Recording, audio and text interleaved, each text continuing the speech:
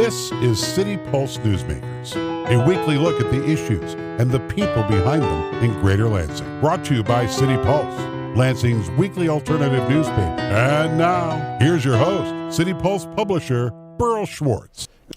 Good morning. Our topic today is illegal immigration. With us are two leaders in the Mexican-American community here in Lansing, Carmen Benavides and Max Anguiano. Yes. Thank you both for being here today.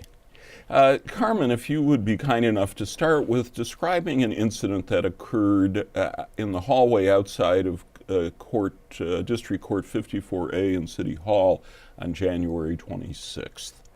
Well, the day before, on the 25th, one of our neighbors asked if I could give him a ride downtown. He had received a ticket for driving.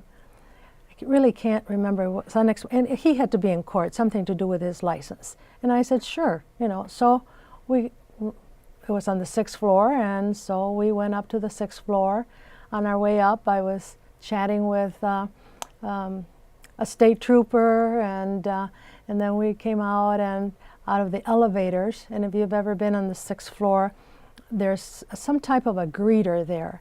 So our neighbor gave him the papers. I said, I think you have to give him the papers. So he gave him the papers, and then he proceeded to tell us to go down the hall, and that the courtroom that he needed to be in was down the hall. So we went down the hall. It was there was a lot of people there, and the atmosphere was very quiet.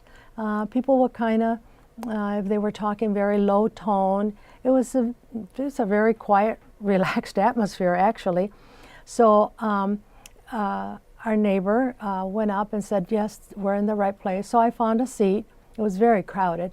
And so I sat down, and then pretty soon the man that he had given the papers to came up and said, could I see your papers again?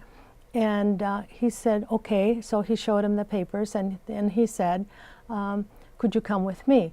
And so they started down the hall. Now this is not a very wide hall. It's kind of a narrow hall. And I don't think that I was looking at them the whole time, but all of a sudden I noticed that two men dressed in regular street clothes, I thought was following them. Somehow they didn't fit the population that we were with. And so I thought, I better get up, because sometimes he doesn't understand the small particulars of what is asked. So I followed, and then went down the hall, very short distance, and then I must have been looking, I didn't expect anything, I must have been looking someplace else, because the next thing I know, we're down by the elevators, and he's seated in a bench that's in front of the elevators. And this man, there was two men, this man was really literally screaming at him in his face, maybe 6 inches away from his face, and he's yelling at him, are you illegal? Do you have papers? And questions like that. And I just thought, what in my mind, I thought, what's kind of caught me off guard. And so I said, what's going on here? What's happening? And so then I know now it was an immigration officer. I didn't know that then. He turns around and he motions to me, and he's really yelling at me very strongly, sit down! And I didn't move. And so the same immigration officer is asking our neighbor, who is she? Who is she? And his eyes were huge. He didn't know what to answer. And so he's looking at me and looking at them. And so I said, I'm his neighbor.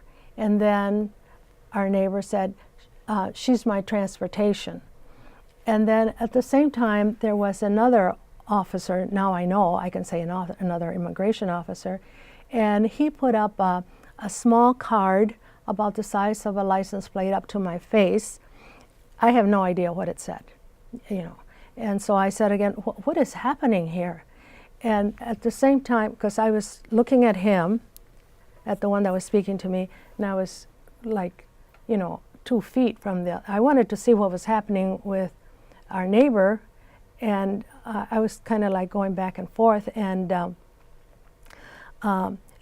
it was just like an instant. He grabbed the neighbor, turned him around, and handcuffed him, and said, "You're going back to Mexico." And then he said, something about you're not. He was not cooperating, not answering the questions. And in a flash, I'm thinking, how could he? If you asked me yelling on the spur of the moment, where do you live? What? I think I'd have a hard time processing that. Totally unexpected. Totally unexpected, because we had just come from a nice, quiet environment where people were waiting to go to court. Everything was peaceful. And then we come through and I come up on this screaming, and what I consider screaming at me and screaming at him. And so... Did they threaten to arrest you as well? No. Did you feel endangered? I did not. I did not. Were you aware of as we found out in covering this story, that your neighbor had been deported twice before? I was not aware of that. Were you aware that he was here illegally? Tony and I, my husband Tony and I, have our experiences, our life experiences has been around many groups of people who are from other countries. And it never occurred to, how would you say to your neighbor, are you here legally? Yeah. Good point. What do you think they should be, ICE officers should be allowed to make arrests in a courthouse? I think that if there's a great physical danger to our city and to us personally, immediate danger, I think all police need to protect us. I think that's the job. Now, after I separated myself from this incident, I thought, I felt before so safe in City Hall. My husband is the previous mayor. He was a council member for the 3rd Ward for 22 years. I mean, going into City Hall, we have, our godson just retired from the police force not too long ago. Our nephew is a state trooper. I always felt very comfortable around law enforcement. And so when this happened, I went there feeling totally safe. Never dreaming that this was going to happen and that I would be involved in it. And then as they took him away, I started to, because I said, what are you doing with him? And the one that had been speaking to me said, we're taking him to Grand Rapids. So I said, well, I'm going with you. And he said, well, he'll be there just a couple of hours and then we'll take him to Battle Creek. So I started to get into the elevator too, and then the other one, again, sit down, And so I got out, and I was so angry and emotional about being treated in that manner in our City Hall. I mean, never in my life have I ever been addressed in that manner. Do you think that other than their demeanor, that they did anything wrong? By law, I doubt very much that they did anything wrong. But what about because ICE doesn't, by federal policy, doesn't go into schools and other areas. What about this question, should they be allowed to go into courthouses? I think some people would say, yes, he's illegal. He was there paying a traffic ticket. That's right. Do you want to discourage people from acting legally even if they are illegal? Max, would you want to address that issue? Yeah, no, I don't feel they should be able to go into a courtroom, because as you were just saying, that these immigrants are there to follow the law. They're there to pay their tickets, pay their fines. So they should be able to pay their fines without being able to worry about ICE coming there and picking them up and verbally abusing them and then taking them back to jail. Because we got to, because I don't know if you know this, but being undocumented in the United States is not a criminal offense. It is a civil infraction. That's what it is. It's not, so it's not a criminal offense. So so these people are really not criminals, but you can be deported and you can be jailed for being here illegally. So so if it's not a criminal offense, these people should be able to come into court, pay their fees and fines, and be able to go back home. Mm-hmm. Max, I want to talk to both of you more about the current situation. I would like to find out more about each of you. I know you're a retired Lansing firefighter. Tell me your family story. How did you end up in Lansing? Actually, I grew up in, I was born in San Antonio, Texas in 1951. We moved here in 52. We all came over here in 52 in the back of a truck. 3 families. Came to Michigan. Right, we came to Michigan, exactly. Came to Michigan in the back of a truck, 3 or 4 families. My dad was in front driving the truck, and a couple other. It sounds like the Grapes of Wrath. That's basically what it was. And actually one grandma passed away making the trip. Making the trip. Oh, is that right? I didn't know. Okay. Yes. Okay, making the trip. One grandma passed away, and she was buried in Arkansas. And then we continued the trip. And we settled down here in, actually we're by the Saginaw area. They went to the farming community areas because my parents came here to work in the fields. And then of course, they progressed from there. We got our education. And then I grew up over in Breckenridge, that's where I grew up. A small town close to Saginaw. Mm-hmm. And then from there, I moved to Lansing, got my education, and got in the fire department. And how did your family get into the United States? Well, be honest with you, my grandparents were born in San Antonio, Texas. So that was Mexico. So actually, the border didn't cross us. We didn't cross the border crossed us. I know I made this mistake with someone I think you both know, a friend of mine, assuming he was born in Mexico. Does that happen a lot? Do people just assume because of your name and the color of your skin that, oh, you must have been born in Mexico? Yeah, exactly, right. Which, like I said, Texas was part of Mexico. Right. So it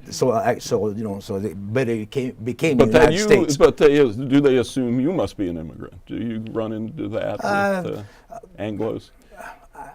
Not that often, be honest with you. Okay. I think because of our English is pretty good, and I can't think. I don't know if anybody said, "Are you from Mexico?" or something like that. No, actually, it has happened a couple of times. It says that, "Are you from Mexico?" And I said, "Well, no, I was born in San Antonio, Texas. That's where my family's from." Do you feel, particularly in light of this incident, do you feel all Americans who have Mexican names and who have darker color, that they're at risk of being subjected to the kind of treatment that you saw in City Hall? No, I don't, because I think we would be more apt to, like if I had been attacked personally, I would have acted differently.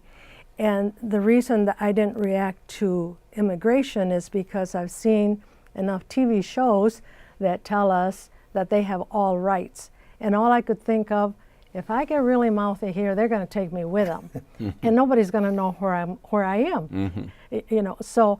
But as far as, well, I came here. I was also born in San Antonio, but 1937. So we have. Both Tony and I will be 78. He is a Cinco de Mayo baby, and I was born June 3rd, and Tony was born in Mexico. And I was born in San Antonio, but I have no idea how my parents came here. My mother right now would be 115, and I think I'm very fortunate to have had parents that were born in 1899. I tell that to my kids. Your grandmother and father, grandfather, in 1899. Look at the history we have in our family. How did you end up in Lansing? Well, I was born in San Antonio. My parents went back to Mexico, stayed too long. When they wanted to come back, they had to re-immigrate. So my sister, who was 10 years older than I somehow, I have no idea how, we asked for them to come back. And my father, I wasn't part of the package, the immigration package, so they left me in Mexico in a boarding school. And they came and they worked for a very wealthy Mexican, I think they were Mexicans, because Mexicans from Mexico tell us, you're not Mexican, you're from across the border, you're an American. We are Mexicans, you are not a Mexican. So that family hired my dad as the gardener, and my mother was the cook, and my sister took care of me and going to Mexico, and I could come and visit the family on weekends, but I couldn't stay in the house with my with them. So anyway, my parents did that for a year, and then my dad thought, no, this is not working well for the family. So he came up here to work on the sugar beets, and so that took another summer. Then he brought us up here, and we, like Max, came in a truck, and it's a truck with the sides, and then, you know, the tarp is on the top like that. And we must have been 3 or 4 families. How old were you? I was 8. So you remember this trip? Oh, I don't remember the trip. I remember the people because we remained very close. I remember working, I don't know how much an 8-year-old can work in the fields, but, you know, 4:30 in the morning, my dad just like, get up, you know, and when you have an only child, that's different when you have 7 or 8 or 9 or 10. So, so we would go out and work on the sugar beets, and it would take someone to look at the history of 1946, which is when we came. The sugar beet company, I think now, they must have they would hire contractors to go down and pick people to come and work in the fields, and the sugar beet and the mint. Lansing, when we landed, it was where we lived was on State Road, and so we worked in the sugar beet and on the mint, the peppermint, and then it was the pickles, and then it was the tomatoes, and then my dad stayed to harvest the sugar beets, which were huge, and I was at a yard sale, and I found this woman said, I don't know what kind of knife this is, but it's like a thick machete, and on the end it has a hook. So I remember my parents, my father, they would uproot all of the sugar beets, and then my mother would go through with this big knife, hook the sugar beet with the hook, pick it up, and cut the stem off. So it was, now people have no idea what that is. But I remember us being out in the field and me being out there. Well, I want to talk to you both about jobs. The argument we hear a lot still is that illegal immigrants are taking jobs away from American citizens. Is that true? You know, I don't believe so. I don't believe so because I think American citizens, we expect certain rights. We expect a break by law. We expect a lunch period by law. There's many things that by law, farmers and people in the agricultural or in other fields we expect those rights. Those are our rights. When you cross the border, you don't have any rights. So I say that the people that hire undocumented people, they know they're getting a good deal. They know that I saw it, I think right after this happened, I saw this documentary, which I not even know that undocumented people are the ones that work on all the race tracks, like the Kentucky Derby, and they had this whole documentary where, I can't remember the name of the stable that had this, but all their people were undocumented. They were hired because they were undocumented, because they didn't have the rights or the salary of documented people. Max, do you have anything to add to that? Yeah, no, I definitely do not believe they are stealing jobs as what as you put it or whatever. No, I've read so many. I've read probably 6 or 7 articles that state that immigrants reboost the economy. As our governor says, you know, immigrants are the fuel to reboost our economic recovery here in Michigan. That's why he talks in favor of immigrants. Unlike a lot of other politicians. No, but like I said, I've read 6, 7 articles that say that immigrants add so much to the economy. And we got to admit, they do jobs that other people will not do. Who's going to work out in the fields? Yeah. Who's At going to 90 degrees in the summer, who's going to be out there picking crops? Exactly, right. There's nobody else to do People that who work. want to earn the right to stay here. Yes. Yeah. What about the fundamental issue, though, that they are breaking the law? How should we deal with people who are violating the law? Okay, no, I believe these the immigrants that are already here in the United States, you know, borders. I don't believe there should be open borders. No, borders should be there, but I believe that these immigrants that are here already should be able to earn their documentation. And why is that? Why shouldn't they be sent back? They got in illegally. Okay, because there are okay. In that situation, anybody would do the same thing. I mean, if I was starving, didn't have a house, couldn't afford a house for my kids, couldn't afford to feed my kids, every person has a right to live a better life. So I would cross the border too. I mean, no matter what it entails. Okay, so they're already here, and so I'm talking about the immigrants that are already here should be able to earn their documentation. You know, because ICE actually cannot arrest 11 or 12 million undocumented immigrants. They cannot arrest them all. So why not let them earn their documentation? And then, but draw the line there? Yeah, I would say draw the line. But Is that then the ones that are already here. But you've argued that people who are crossing the border illegally are doing exactly what you would do. So how do we draw that line? Is it not humanitarian of us if we do draw that line? You know, that's such a difficult issue for all of us American citizens.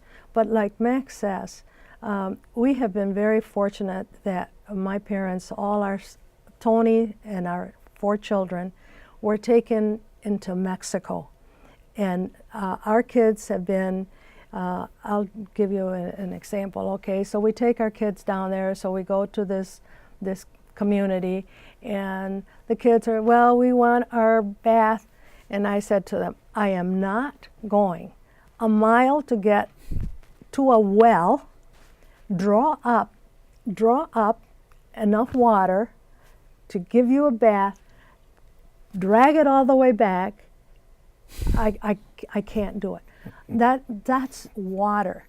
But when we would visit relatives in Mexico, as a young mom, I would tell my kids, in the United States, we live to eat. There, they eat to live. So don't complain about anything. We visited one uncle in the mountains, and the bus left us and our 4 kids, Tony and I and my mom, because she was the one that knew where she was going, dropped us off on this deserted, I mean, it was in the middle of the mountains. There was no sign. The only sign of anything was the highway and the bus that dropped us off. Okay, so we get, after, I don't know, 2-3 hours of walking into the mountains, we get there. So of course there's no cell phone, there's no communication. We get there. And so we get there. They were so excited to see us. You know what we had? They had 1 egg and pinto beans in a pot. that was the most they could give us. It was like a feast. You break the egg, and you know, like egg drop soup? Okay, they dropped this egg into the beans. That's what we ate, that and tortillas. Now, if you don't have a chicken and you don't have a little plot of land, if you go into the city, the poverty is it's beyond our comprehension. The poverty is beyond, and like Max says, if you're here and you see over there people drinking water, people eating, I want that for my children. If they're starving, I want some of that. I'm going to cross this line. And you know, for Tony and I, you know, for anyone that reads the Bible, either, you know, they said, take care of the immigrants, because you're going to get in trouble with God if you don't open your hearts and what you have. We have so much. And now, closing, yes, I realize it's a problem for us. Is it different because this is Mexico, it is on our border? I mean, some people might say, well, you know, what you're arguing for, if we applied this across the board, we would have huge population problems in this country. But should we have a special policy for our neighbor? Well, I think we should, right? I think we should. But as you know, DACA and DAPA, you know what those are? No. Okay, Deferred Action for Childhood Arrivals and Deferred Action for Parents of Americans.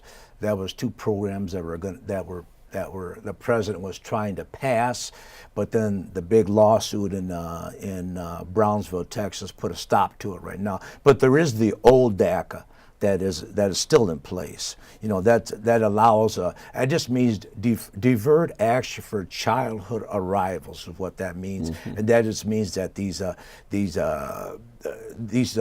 young people have deferred action. That means that just means that immigration cannot arrest them or deport them back for the length of the program, which was 2 years.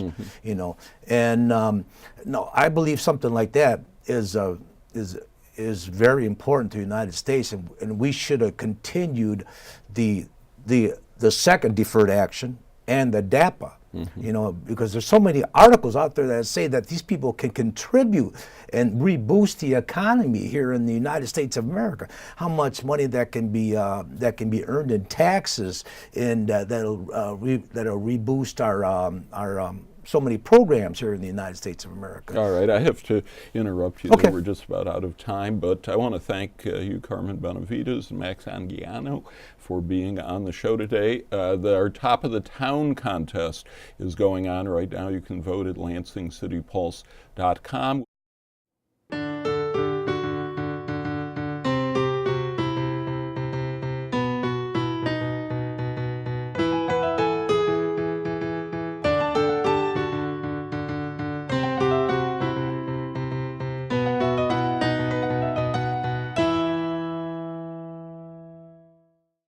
Hi, this is Chris Smith with Local Joe's.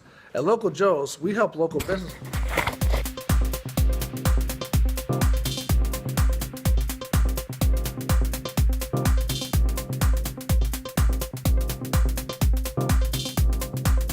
Hi, this is Chris Smith with Local Joe's.